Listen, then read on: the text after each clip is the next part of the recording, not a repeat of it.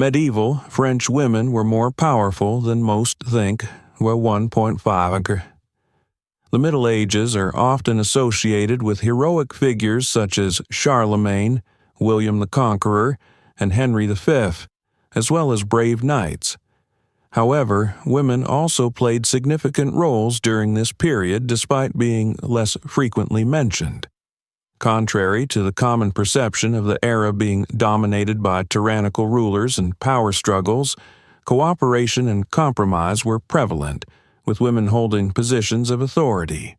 Historian Erika Graham-Goering from the University of Oslo has conducted research revealing that 1 in 5 women held power in 14th century France.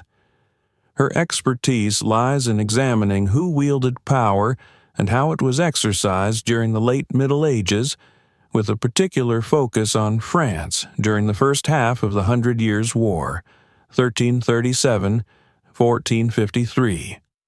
For historians, it often seems that you either research women in the Middle Ages or you research the upper class and the power elite. I believe these topics are interconnected and cannot be separated because women had considerable influence, Graham-Goering says. In the early 14th century, the monarchy was held by the House of Valois, which governed from Paris between 1328 and 1589. During this period, France's territorial boundaries differed significantly from those of today. Notably, the eastern region was under the control of the Holy Roman Empire. 1.5. Local self-governance and different languages. Bar 1. French national history that the importance of local and regional power is overlooked, says the historian, emphasizing that the era was characterized by diversity. Some areas were directly under the king, while others had a lot of self-governance. Not only different dialects, but also different languages were spoken throughout the country. Baka 1.5. The king's power increased. During the 100 Years' War. Y1.5. During the Middle Ages, the French kingdom operated under a hierarchical and feudal system, a structure typical of Western Europe at that time. The aristocracy held most political, economic, and military power through inherited positions. Farmers generally did not own land, but worked as tenants for local lords. According to Graham-Goering, France was one of Europe's most populous countries with 15 million inhabitants. During the 100 Years' War with England, circa 1337–1453, the monarchy in Paris grew stronger, fostering a sense of national identity in France. An external enemy often served to consolidate royal power effectively. The king was viewed as sacred and believed to possess supernatural abilities. 1.5. Had to be able to negotiate. 1.5. Graham-Goering's research explores the organizational structure of society, yielding significant insights. A key discovery is that the exercise of power during that period was considerably less authoritarian and more constructive than what later perceptions might suggest. The focus was on devising practical solutions to address immediate challenges as they emerged.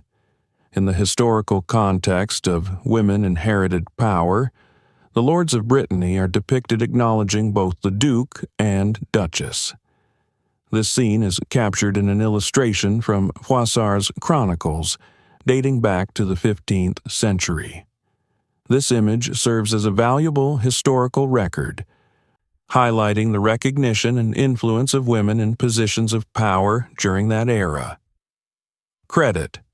Public domain. It is true that the ruling elites fought for power and control, but compromises and peaceful negotiations to reach agreements were equally important. For the local elites to maintain power, they had to be flexible and adapt to conflicting demands, from the monarchy, from other principalities, and to some extent from the people. Co-lordship, meaning that 2 or more lords shared power in the same area, was a common form of governance throughout the country. Historians have long assumed that such fragmentation of power was disadvantageous. Instead, I have concluded that it led to fewer conflicts and better cooperation. For the peasants, it was beneficial to have more players to negotiate with, and for the lords themselves, it allowed for more political and economic flexibility. The record is a village where as many as 20 lords shared power. The one with the least ownership only held 400 of the land. 1.5. The local lord was most important for ordinary people. 1.5. Power and land ownership were closely linked in historical contexts. A powerful lord typically owned extensive lands and wielded authority over the inhabitants of those areas. In smaller communities, the primary difference between a lord and an average farmer might be the financial capacity to own a 2-story house. For ordinary villagers, power dynamics were evident through the influence of local lords. However, this influence had its limits. Lords could not unilaterally create new laws or impose severe punishments, such as executions. Instead, laws and regulations were rooted in customs, focusing on practical solutions to everyday issues. For instance, if someone's pig wandered onto a neighbor's property and ate their carrots, resolving such disputes required pragmatic approaches based on established customs and traditions. For 1.5, the king began to demand taxes. For 1.5, in historical contexts, local lords were typically permitted to collect taxes only under exceptional circumstances, such as during times of war or crisis.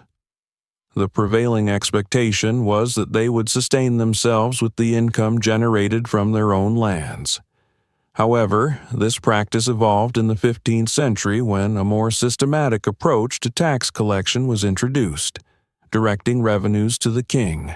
As noted by an Oslo historian, despite the absence of democracy at that time, taxation still heavily relied on collaboration and negotiation. The king relied on the cooperation of local lords and dukes for tax collection, given his limited administrative capacity. Only 4,000 officials served a population of 15 million. Consequently, he often granted these local leaders considerable autonomy in managing their regions to secure their loyalty and support. 1.5. Women and men had similar roles. By 1.5, Graham-Goering's research is largely based on original archival materials, such as letters, charters, accounts, and legal texts. One of her sources is Christine de Pizan, 1360–1430, known as Europe's first paid female writer. Christine de Pizan became a professional writer after the death of her husband in 1390. Credit: Public domain. De Pizan writes about leading women in the aristocracy and how it was expected that they could do pretty much the same things as men. They needed to know everything from laws and regulations to how to lead an army. In Brittany, for example, Jeanne de Penthièvre was a significant figure of authority. At the age of 15, she ascended to the position of Duchess of Brittany after inheriting it from her uncle. Alongside her husband, she engaged in a prolonged conflict that spanned 24 years to maintain her rightful position as Duchess. Women were somewhat more vulnerable to coups, but nonetheless, 1 in 5 of those in power were women. When Jeanne married, she remained the legitimate owner of the land. Noblemen and noblewomen historically shared many leadership responsibilities, though it was uncommon for women to engage in warfare. A notable exception is Joan of Arc, 1412–1431, who's now recognized as a saint by the Catholic Church. During the 100 Years' War, she played a pivotal role by leading the French army against England. It is interesting to note that women's political influence diminished following the French Revolution and the advent of democracy, as they were neither eligible to vote nor hold elected office. In contrast, when leadership roles were inherited, women had a relatively higher likelihood of reaching top positions within the hierarchy and wielding power, as observed by Graham-Goering.